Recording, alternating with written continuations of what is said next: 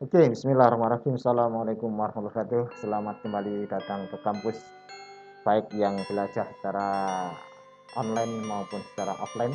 Terutama yang belajar secara offline, maka selamat datang kembali ke kampus setelah sekian lama kita melaksanakan pembelajaran lewat daring. Kali ini kembali bertemu dengan saya dalam perkuliahan salah satu mata kuliah yang menjadi mata kuliah kompetensi bagi Anda semua, yakni riset operasi. Jadi mata kuliah ini menjadi sangat penting karena mata kuliah ini merupakan mata kuliah aplikatif, sehingga dengan mempelajari riset operasi ini maka Anda semua akan tahu apa sebetulnya manfaat daripada teori-teori matematika yang mungkin selama ini telah kita pelajari, namun kita masih belum tahu untuk apa teori-teori matematika itu kita pelajari. Seperti biasa, mata kuliah ini akan ada 14 kali pertemuan ditambah dengan 2 kali pertemuan UTS dan UAS. Jadi perhatikan sekarang dengan proses administrasi yang sekarang adalah terbaru, yakni presensi mahasiswa dilakukan oleh mahasiswa itu sendiri dengan settingan waktu yang telah saya tentukan, baik yang online maupun yang offline. Jadi saya akan setting waktu presensi kehadiran Anda itu, kalau mata kuliah ini mulai jam 7, maka akan saya buka presensi itu jam 7 sampai 7.15. Artinya apa? Kalau Anda datang lebih atau presensi hadir untuk presensi di lewat 7.15, maka presensi Anda tidak akan bisa masuk di dalam kehadiran perkuliahan Anda. Mahasiswa semua yang saya cintai, jadi ada beberapa topik yang menjadi menarik di dalam pembahasan riset operasi. Dasar-dasarnya kita harus belajar lagi terkait dengan teori-teori terkait dengan garis lurus, persamaan garis lurus, ya. Dimulai dari situ dulu, ya. Kita sudah paham semua dan saya yakin Anda sudah memahami dan mahir dalam hal menentukan persamaan garis lurus. Yang kedua, harus Anda memahami terkait dengan sistem persamaan. Ya, kalau tadi persamaan garis lurus yang kita kenal dengan persamaan linier, karena fungsi tersebut memiliki berpangkat 1 untuk variabel bebasnya. Maka kalau persamaan linier itu ada lebih dari 2 atau lebih dari 1, maka dia akan membentuk sistem persamaan linier. Kita tahu bahwasanya dalam sistem persamaan linier itu akan menghasilkan sebuah penyelesaian. Adapun penyelesaiannya adalah sebuah titik potong. Nah, jadi nanti Anda bisa berlatih itu. Misalkan Anda punya persamaan Y sama dengan 2X plus 3 atau 2X plus 3 sama dengan 5, 5X plus 6 sama dengan 7. Anda selesaikan, maka pertemuan kedua garis tersebut merupakan penyelesaian daripada sistem persamaan linier tersebut. Kita kembangkan, dan Anda sudah memahami pula di kalkulus 1 maupun kalkulus 2, pengembangan dari persamaan linier tadi adalah pertidaksamaan linier juga. Sekali lagi, kita masih berbicara terkait yang linier saja, di mana pertidaksamaan linier ini dihubungkan dengan tanda tidak sama. Boleh lebih besar, boleh lebih kecil, lebih besar sama dengan, atau lebih kecil sama dengan. Kita tahu, kalau kita punya pertidaksamaan linier, maka kita akan tahu penyelesaiannya. Merupakan berupa daerah atau interval. Ya, mana-mana saja yang memenuhi pertidaksamaan linier tersebut. Maka dikembangkan lagi. Kalau pertidaksamaan linier itu lebih daripada 1, misalkan ada 2, ada 3, maka yang telah kita kenal pula yang namanya sistem pertidaksamaan linier. Baik, kita kembali ke sistem persamaan linier. Sudah kita pelajari di aljabar linier, ya, waktu Anda bekerja dengan matrik, betul kan? Yakni dalam menyelesaikan sistem persamaan linier ada beberapa cara. Yang pertama, Anda bisa menggunakan substitusi. Kedua, menggunakan eliminasi. Yang ketiga, Anda bisa menggunakan grafik. Yang keempat, yang tidak kalah penting, ya, Karena inilah konsep yang sangat penting untuk pengembangan keilmuan dalam matematik, yakni menggunakan matrik. Karena kalau kita sudah berbicara matrik, berapapun variabel yang Anda miliki maka bisa diselesaikannya. Maka kita kenal yang namanya MATLAB. Software MATLAB itu berbasis matrik. Matrik laboratory, maka disingkat dengan MATLAB. Karena semua problem permasalahannya dibuat menjadi dalam bentuk matrik. Setelah ketemu matriknya maka dianalisa dan akan bisa diselesaikan. Maka di dalam aljabar linear pun kita sudah ketahui bagaimana cara menyelesaikan persamaan linear itu menggunakan matrik, yakni menggunakan apa yang kita kenal dengan eliminasi, Gauss-Jordan dan seterusnya. Dan tolong itu menjadi dibuka kembali karena itu menjadi dasar-dasar teori di dalam problem yang akan kita hadapi bersama. Ya, sekali lagi dalam pertemuan pertama dan kedua ini kita fokus kembali untuk mengungkap kembali, mengulang kembali apa yang telah kita pelajari sebagai dasar-dasar teori sebelum masuk pertemuan ketiga dan keempat, pengembangan dari keilmuan yang telah Anda pelajari. Mungkin itu sebagai introduction di dalam pertemuan pertama dan kedua. Sekali lagi, Anda sudah paham konsep-konsep apa yang harus Anda pahami di dalam mempelajari riset operasi ini kalau Anda ingin berhasil di dalam mempelajari mata kuliah ini. Mungkin itu yang dapat saya sampaikan sebagai pengantar untuk masuk di pertemuan pertama dan kedua. Selanjutnya nanti kita akan membahas satu persatu terkait apa yang telah tadi saya sampaikan. Demikian, terima kasih. Wassalamualaikum warahmatullahi wabarakatuh. Assalamualaikum warahmatullahi wabarakatuh. Perkenalkan, nama saya Anissa Eka Haryati. Pada kesempatan kali ini saya akan membahas salah satu materi dari mata kuliah riset operasi, yaitu mengenai aljabar linear dasar. Nah, pada kesempatan ini saya akan mereview kembali ya, karena materi ini sudah pernah dipelajari oleh teman-teman. Kita akan mulai dari materi yang pertama, yaitu mengenai persamaan garis lurus. Nah, bentuk dasar dari persamaan garis lurus ini yaitu Y sama dengan mx plus C, dimana kita tahu kalau M-nya itu adalah gradien dan C-nya itu adalah konstanta. Untuk menghitung gradien, di sini kita menggunakan perubahan Y terhadap perubahan X. Jadi kalau kita lihat grafik di samping, di sini ada dua titik ya, yaitu titik X1Y1 dan titik X2Y2. Oleh karena itu, untuk menghitung gradiennya, kita hitung perubahannya terhadap perubahan X itu sama dengan Y2 dikurangi dengan Y1 dibagi dengan X2 dikurangi dengan X1.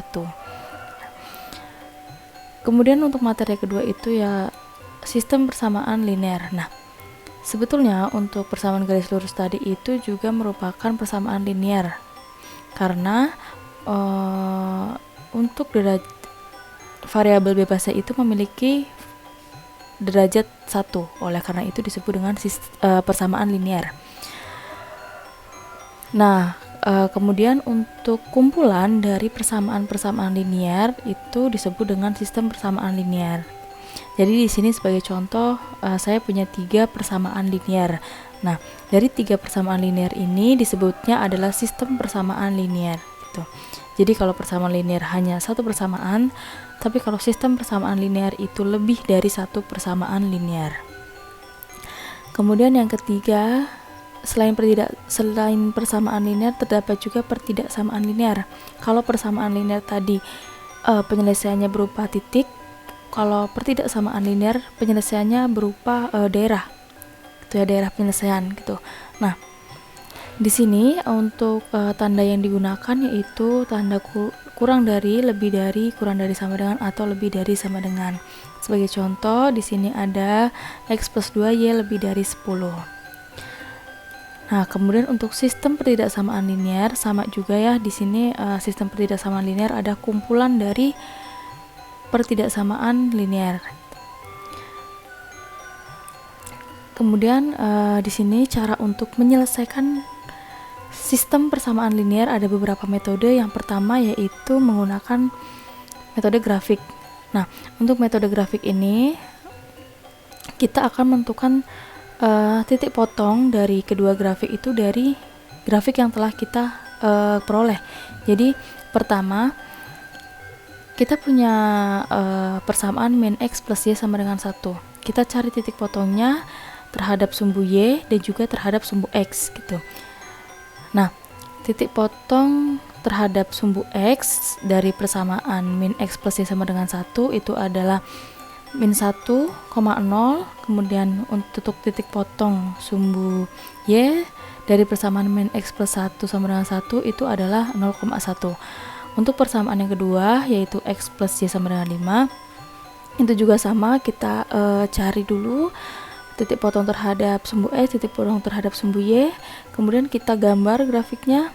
Nah, perpotongan antara grafik 1 dan grafik 2 ini itu adalah titik potong dari kedua garis, dimana untuk penyelesaian dari contoh soal ini adalah titik potong dari kedua garis 2 di titik 2,3. Nah, untuk metode kedua yaitu metode substitusi, dimana untuk metode ini itu salah satu variabelnya akan diganti dengan persamaan yang lainnya. Jadi misal di sini saya punya min 2x plus 2y sama dengan 3 dan y sama dengan 3x plus 1. Di sini saya akan mensubstitusikan y sama dengan 3x plus 1 ke dalam persamaan yang min 2x plus 2y sama dengan 3. Jadi di sini kita peroleh bahwa x-nya itu sama dengan 1/4. Gitu. Sama halnya nanti jika kita ingin mencari y. Jika kita ingin mencari y, maka di sini nanti nilai x yang akan disubstitusikan gitu. Kemudian untuk yang ketiga itu adalah metode eliminasi. Metode eliminasi ini bertujuan untuk mengeliminasi atau menghilangkan salah satu variabel sehingga nilai variabel yang lainnya bisa diketahui. Nah, di sini saya punya contoh min x plus y sama dengan 20 dan 2x min y sama dengan 8. Di sini saya jumlahkan, kita peroleh nilai x-nya itu 24. Sedangkan kalau kita mau cari nilai y, kita kalikan terlebih dahulu persamaan pertama dengan 2. Kemudian kita jumlahkan dan diperoleh y sama dengan 44. Sehingga kita peroleh bahwa nilai x-nya 24 dan nilai y-nya adalah 44. Nah, untuk metode yang keempat ini adalah dengan menggunakan matriks. Sebelum kita masuk ke metode penyelesaian dengan menggunakan matriks, kita akan belajar kita akan mengulas kembali mengenai matriks dan vektor gitu ya. Jadi pertama di sini ada definisi, yaitu bilangan pada baris ke M dan kolom ke M dari A disebut unsur ke IJ dari A dan ditulis AIJ. Jadi misal kita punya matriks A dengan elemennya A11, A12 sampai dengan AMN. Nah, untuk vektor, sebenarnya vektor ini salah satu penyusun dari matriks gitu ya. Jadi setiap matriks hanya satu kolom, yaitu matriks dengan ukuran M kali 1. Ini dianggapnya sebagai vektor kolom gitu ya. Di sini sebagai contoh saya punya sebenarnya ini matriks ukuran 2 kali 1 gitu. Nah, tapi ini disebutnya adalah vektor kolom gitu ya. Lanjut kita masuk ke sistem persamaan linear. Jadi seperti yang tadi saya bilang bahwa sistem persamaan linear bisa diselesaikan dengan matriks. Nah, untuk sistem persamaan linearnya di sini kita akan ubah ke dalam bentuk matriks. Jadi misal pada persamaan satu ini kita akan membuat matriks dari persamaan satu ini. Jadi kita ubah A itu adalah isi dari matriks A ini adalah konstanta dari persamaan linear. Tuh. Jadi di sini ada A11, A12 sama dengan AMN. Kemudian untuk X-nya ini adalah vektor kolom. Nah, X-nya ini adalah variabel-variabel yang digunakan, di mana di sini X-nya X1 sampai dengan Xn. Kemudian untuk B-nya di sini adalah konstanta. Jadi isinya konstanta semua dari B1 sampai dengan BM. Nah, di sini salah satu contoh penyelesaian sistem persamaan linear dengan matriks, salah satu metodenya yaitu dengan menggunakan Gauss-Jordan. Nah, Gauss-Jordan ini sudah dipelajari pada materi aljabar ya. Jadi di sini saya akan memberikan salah satu contoh. Misal di sini saya mempunyai sistem persamaan linear yaitu X1 min 4X2 plus 2X3 plus 3X4 sama dengan 2 dan seterusnya. Di sini kita akan mengubah sistem persamaan ini ke dalam bentuk matriks. Nah, di sini saya sudah punya matriks perluasan dari sistem persamaan linear di atas. Untuk persamaan pertama, kita susun ke dalam matriks di baris pertama. Kemudian untuk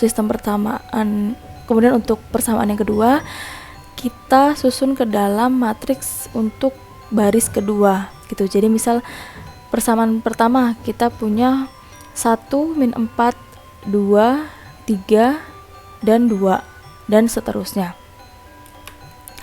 Nah, untuk penyelesaiannya, yang pertama di sini yang akan diubah. Jadi prinsip dari Gauss-Jordan ini kan kita membentuk matriks segitiga atas dan bawah gitu ya.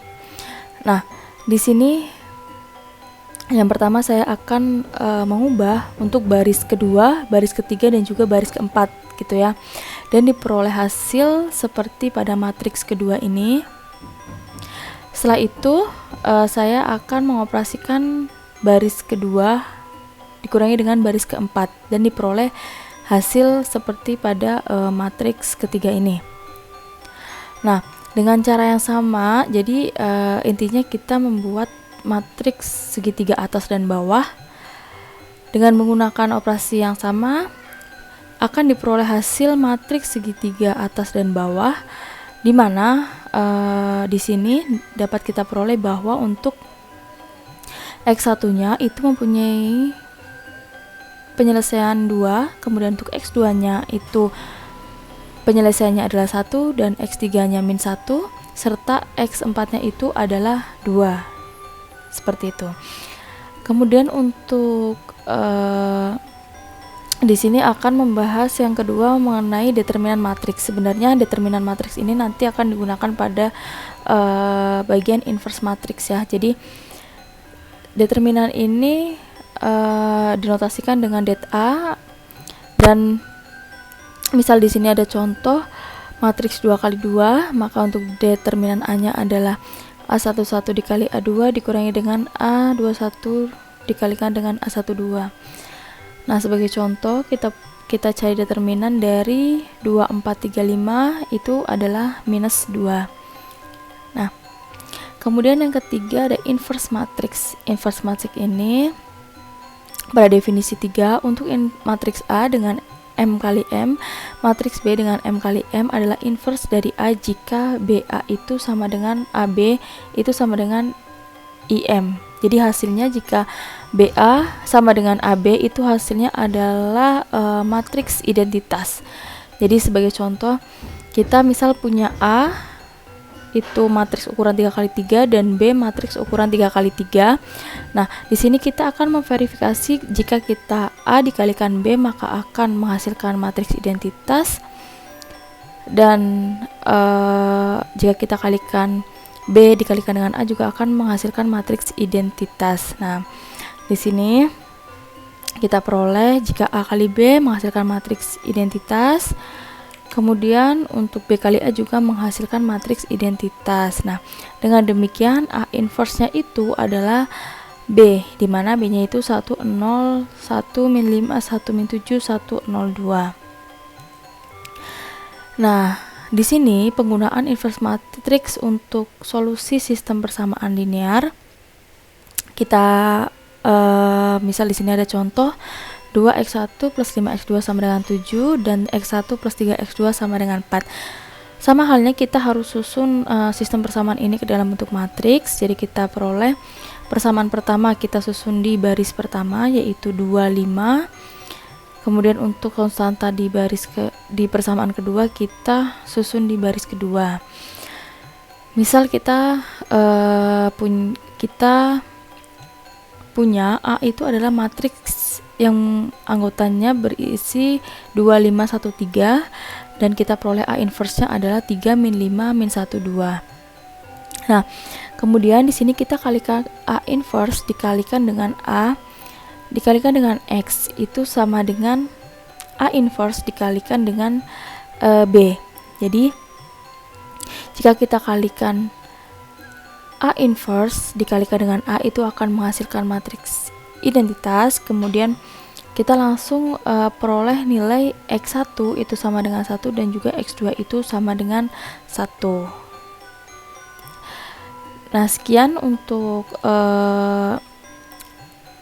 pemaparan mengenai sistem persamaan linear, sistem pertidaksamaan linear, matriks ya.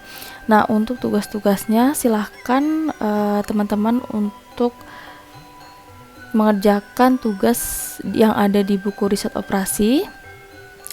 Di sini ada beberapa halaman yang harus teman-teman lihat, dan di situ nanti tiap halamannya ada soal A dan juga soal B. Jadi untuk kelas A itu mengerjakan soal A, dan untuk kelas B itu mengerjakan soal yang di grup B. Sekian presentasi dari saya. Apabila ada salah kata mohon dimaafkan. Wassalamualaikum warahmatullahi wabarakatuh.